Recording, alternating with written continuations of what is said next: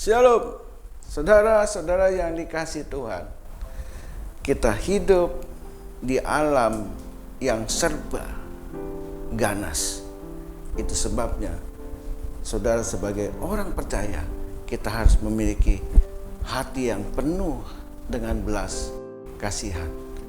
Belas kasihan jangan cuma diucapkan di bibir, namun harus dilaksanakan dengan perbuatan.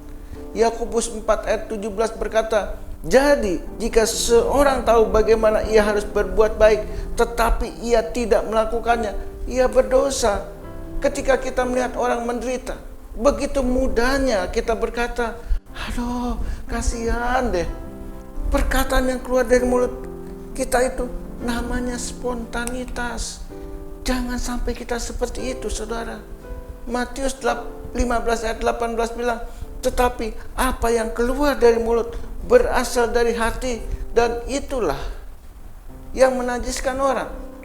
Berdasarkan Matius 15 ayat 18, spontanitas perkataan kasihan yang keluar dari mulut kita berasal dari hati nurani kita yang paling dalam. Hati nurani selalu bekerja sama dengan Roh Kudus untuk mendatangkan kebaikan.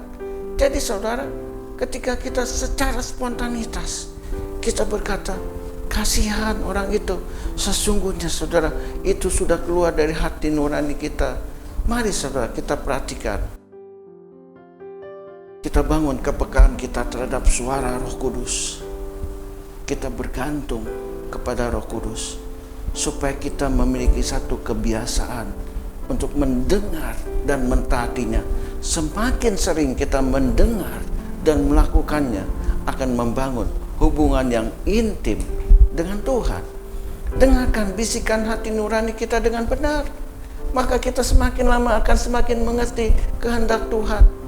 Apa yang boleh dan tidak boleh, apa yang baik dan tidak baik, apa yang berkenan kepada Tuhan dan apa yang tidak berkenan kepada Tuhan. Mari saudara, mulai hari ini kita asah hati nurani kita yang berasal dari Roh Kudus. Jadi ketika kita berkata kasihan, mari saudara, jangan berhenti kita ucapkan kata-kata kasihan di mulut kita, tapi kita lakukan dalam tindakan dan perbuatan.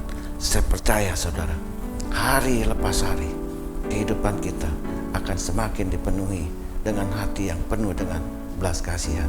Tuhan Yesus memberkati kita semua. Amin.